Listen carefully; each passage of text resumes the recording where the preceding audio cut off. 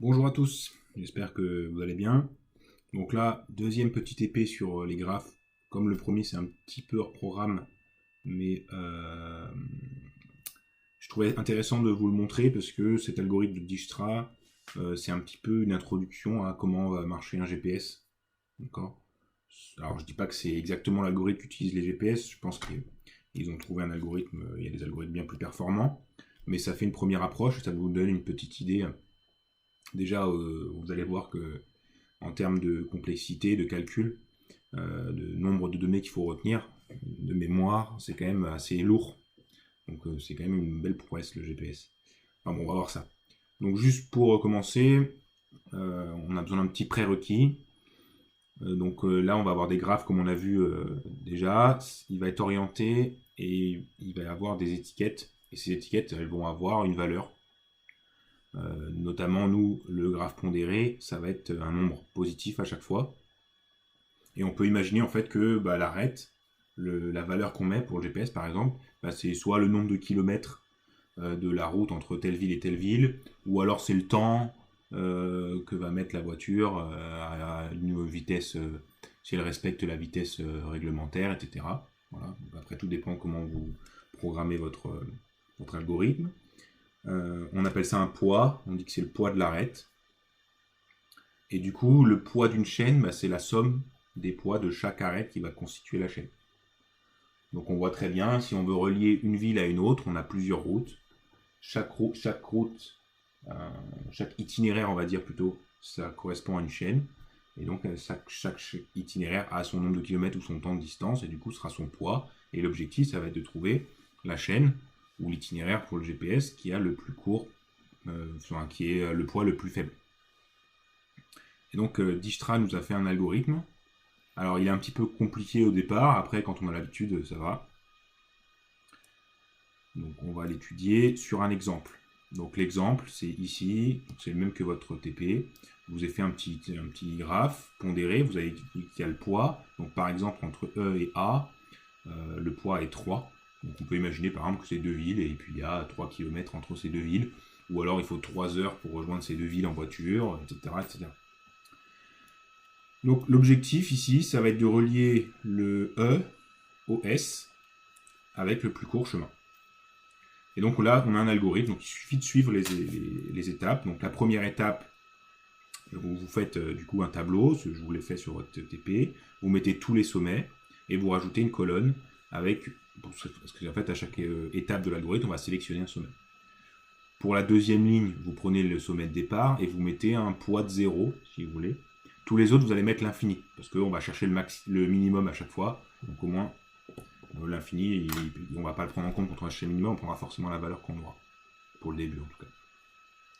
Donc, je sais pas. Alors, on peut regarder vite fait décrypter un petit peu l'algorithme, et après on le fera ensemble. Donc, on va sélectionner le plus petit coefficient, le sommet avec le plus petit poids, le petit coefficient. Donc là, nous sera le E, puisque c'est le seul qui a 0, les autres, ils ont l'infini. On va barrer la case. On va écrire en gros à chaque fois, en partant de E, sur quel sommet je peux aller, en écrivant toujours le poids de l'arête qu'on va sélectionner. Et du coup, on va comparer à la valeur qu'on a avant pour ce sommet-là, et on va prendre la plus petite. Donc si on fait ça, pour commencer, c'est pas ça que je voulais faire.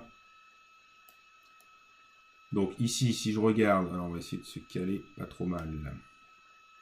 Pour aller en partant de E. Alors déjà, on a dit, comme mon E c'est le plus petit, ça servira à rien de revenir en arrière vers E. Du coup, en gros, c'est ça l'idée. Donc je barre toutes ces valeurs-là. Dans mes chemins, je ne vais pas revenir en arrière vers E. J'ai aucun intérêt à faire ça. Je perds du temps. Enfin, en tout cas, je vais augmenter le poids pour rien. Donc si je vais à E, je peux aller ici, sur cette arête, je peux aller au AA, avec un poids de 3. Donc je vais écrire dans mon tableau AA. J'ai le choix, je vais écrire, si vous voulez, je vais l'écrire 3. Je peux aller à A en passant de 3, et souvent on écrit entre parenthèses de quel sommet on arrive, pour s'en rappeler après quand on va relire l'algorithme. Donc quand j'écris ça, j'ai le choix, si je regarde l'algorithme, entre garder le 3 ou prendre le poids d'avant qui est l'infini. Je prends le plus petit, parce que moi je veux le plus petit. Donc là, effectivement, là, il n'y a pas de problème, c'est le 3. Ensuite, en partant de... Ça, je peux l'effacer du coup. Si je regarde, je peux aussi aller ici, à B, avec un poids de 2. Donc AB, je vais écrire 2. Et c'est ça, c'est j'arrive de E. C'est évidemment mieux que l'infini. Les autres, je ne peux pas y aller en partant de E, donc je garde le poids d'avant. Voilà. Là, j'ai rempli ma ligne. Ensuite, l'algorithme, il me dit, bah, pour la suite, tu vas choisir le sommet qui a le poids le plus faible. Ici, bah, le poids le plus faible, c'est B. Donc là, moi, je vais choisir B. Et je vais refaire la même chose. Donc ça, je peux l'effacer. Cette fois, moi, je suis au point B. Hein. J'avais vu que pour aller au point B, c'était le plus simple, c'était de faire ça. Je ne vais pas, donc l'arête qui vient ici, bah, je ne vais pas la prendre parce que, c'est ce que je disais tout à l'heure, là, le E, il est barré. D'accord? Donc, j'ai aucun intérêt à revenir en arrière pour augmenter le poids. Donc ça, je peux l'effacer. Je ne vais pas effacer tout ça. On va le réécrire. Hop, voilà.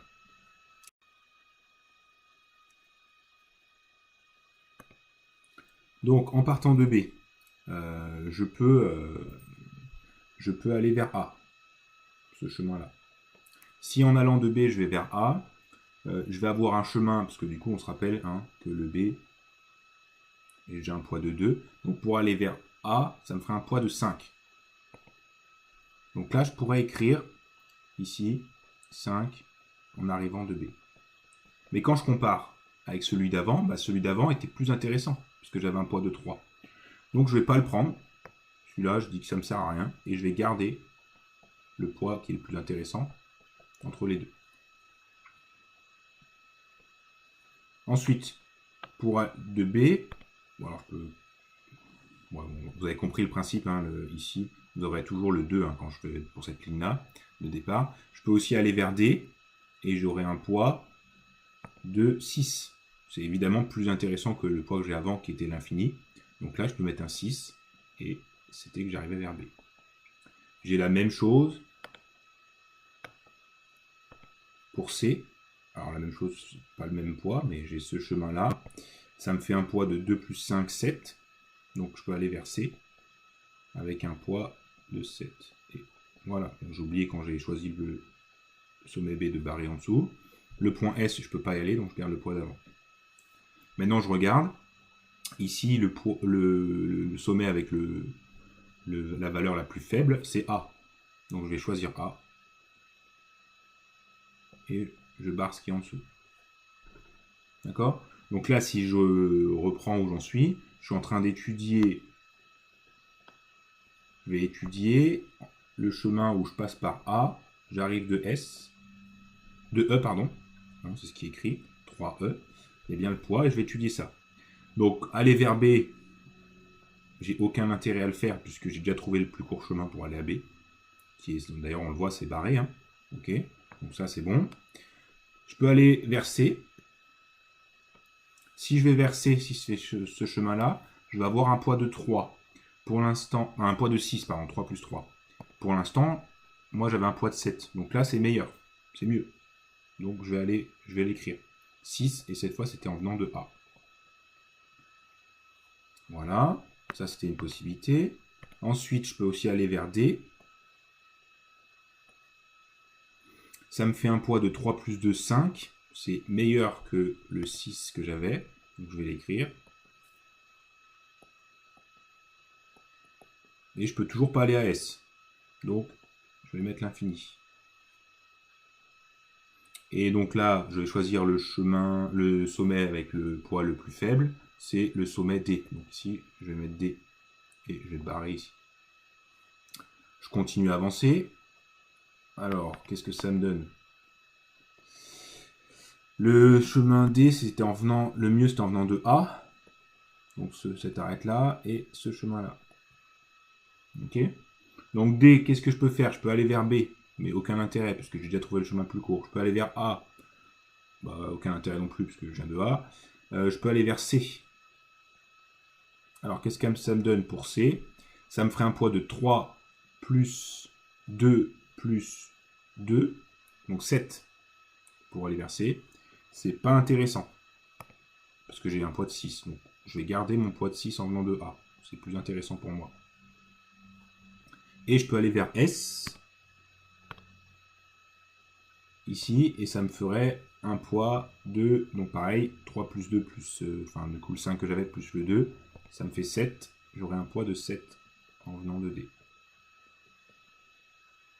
Je prends le chemin le plus court. Ici, c'est C. Donc je vais barrer ce qui est en dessous. Et effectivement, du coup, maintenant, je vais étudier la possibilité du coup d'aller à... Je suis à C en venant de A. Bon, bah, allez, tous les autres sommets, je les ai déjà vus. Il ne me reste plus que le sommet S à étudier. Quel poids ça me fait? Ça me fait un poids de 3 plus 2. Donc le 6 plus le 2 que je rajoute. Hein, on peut le voir comme ça aussi. C'est marqué 6 dans mon tableau. On n'est pas obligé de tout recalculer à chaque fois. J'ai 6 dans mon tableau et je rajoute juste l'arête de poids 2. Donc ça me fait un poids de 8. Un poids de 8, mais c'est pas intéressant pour moi parce que j'ai déjà 7. J'avais 7 qui était plus intéressant. Donc ici, je vais garder... On va l'écrire. On va garder le code couleur. Hein, tant qu'à faire. Je vais garder le 7D. Et là, j'ai tout étudié.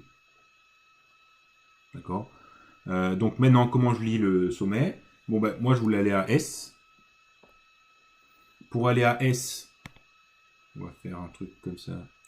Pour aller à S, bah, le plus simple, c'était de venir vers D, de D.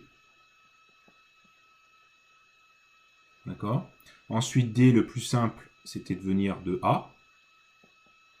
Enfin, le plus simple. Quand je dis le plus simple, c'est le plus rapide ou le cas avec le poids le plus faible. Et A, le plus faible, c'était de venir de E. Et je partais de E. Donc voilà. Et je sais que le poids total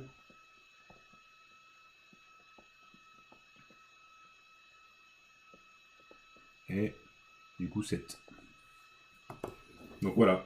Je sais que mon chemin le plus court pour aller de E vers S, c'est passer par A et D. Et j'aurai un poids de 7.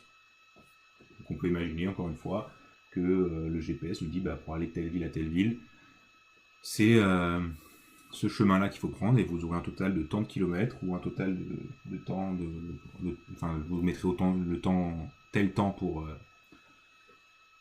faire le chemin, etc. Voilà pour ce TP. Donc ce que je vous propose, le TP n'est pas fini. Vous avez après une mise en situation. Je vous propose de vous laisser la faire. Je vous enverrai une correction. D'accord. Je vous enverrai une correction et après pareil vous avez un petit exercice, donc je vous envoie une correction. Je vous envoie la correction demain. Voilà. Donc c'est votre travail sur les 2 jours, faire ce TP et regarder la correction. N'hésitez pas, toujours, si vous avez des questions, posez-les par mail. S'il y a besoin, on peut prendre un petit moment sur Teams le soir pour réexpliquer. Et si même avec la correction, il y a encore un petit peu de problème, je pourrais vous faire une petite vidéo si besoin. Passez une bonne journée, bon courage.